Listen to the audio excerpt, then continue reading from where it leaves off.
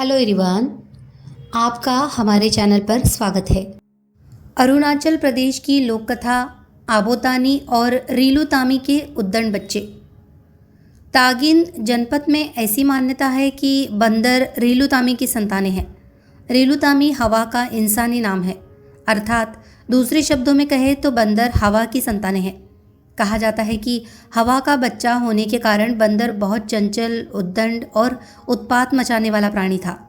इंसानों और बंदरों का संबंध बहुत अच्छा नहीं था, क्योंकि बंदर क्योमी नामक जहरीले बाणों से इंसानों के बसेरों में हमला करते और इंसानों को कत्ल करते थे।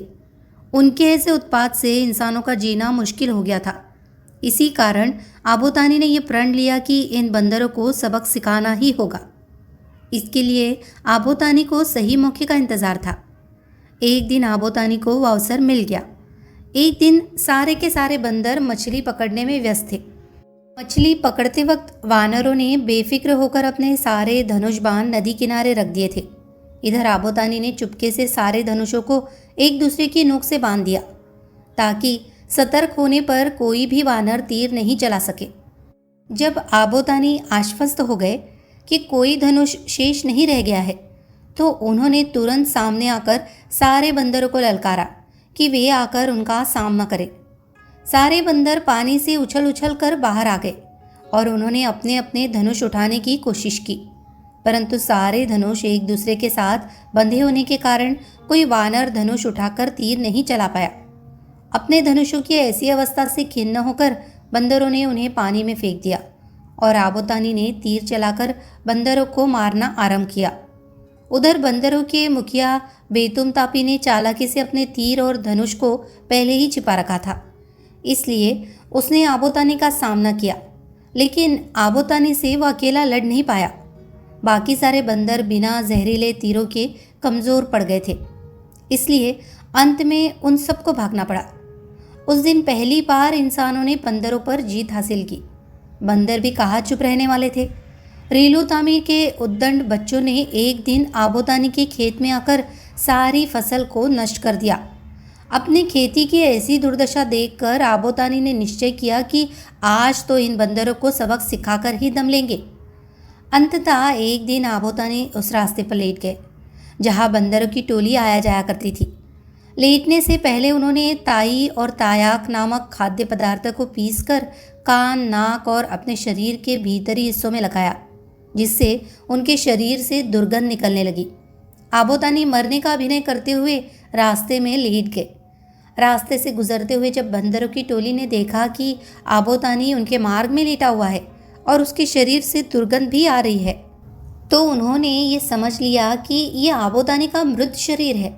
आबोतानी को मरा हुआ जानकर सारे बंदर उन्हें उठाकर ले गए।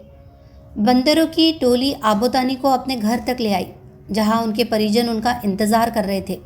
आबोतानी के मृत शरीर को देखकर वे खुशी से झूम उठे। सारे बंदरों ने मिलकर कार्यक्रम बनाया कि आबोतानी को अब खाया जाए।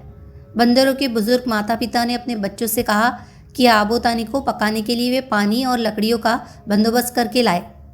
आदेशानुसार सारे बंदर उछल उछल कर घर से बाहर निकले। उनके जाने के बाद केवल बुजुर्ग दंपत्ति रह गए।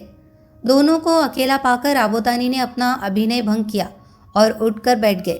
ये देखकर बुजुर्ग वानर दंपत्ति के होश उड़ गए, लेकिन वे कुछ कर नहीं पाए। आबोतानी ने ऊपर देखा तो पाया कि एक ओपुम, स्थानीय गठरी, लटका हुआ है। आबोतानी ने पूछा कि इस ओपुम में रखा क्या जाता है। डर के मारे दोनों ने बताया कि उस ओपुम में हमारे बच्चों के कलेजे हैं। वे अपना कलेजा यहाँ रख कर जाते हैं, इसलिए उनको ऊंचाई से डर नहीं लगता। तब आबोतानी ने सोचा कि इससे अच्छा मौका नहीं मिल सकता इन उद्दंड वानरों को सबक सिखाने का। उन्होंने पहले उन दंपत्ति को मारा, फिर उस ओपुम को फोड़ा, जिससे सारे वानरों के कलेजे चूल्हे में जलती आग में गिरकर भस्म हो गए। इसका परिणाम ये हुआ कि जो भी वानर जंगल से पानी और लकड़ी का जुगाड़ करके लौटे, वे एक एक करके घर के प्रवेश द्वार पर ही धराशायी होते गए। इस प्रकार आबोतानी ने वानरों के प्रकोप से इंसानों को हमेशा के लिए छुटकारा दिलाया। इसी कारण आज भी वानर इंसानों के जनपद में नहीं रहते। वे घने जंगलों में ऊंचे ऊंचे वृक्षों पर ही वास करते हैं। उनको आज भी ऊंचाई से डर नहीं लगता, क्योंकि आबोतानी ने उनके कलेजों को स्थायी रूप से मिटा दिया था। कहानी अगर आपको पसंद आई हो तो प्लीज़ इसे लाइक करें, शेयर करें और कमेंट करें। और देश विदेश और प्रदेशों की लोक कथाओं को सुनने के लिए हमारे चैनल को सब्सक्राइब करना न भूलें। धन्यवाद।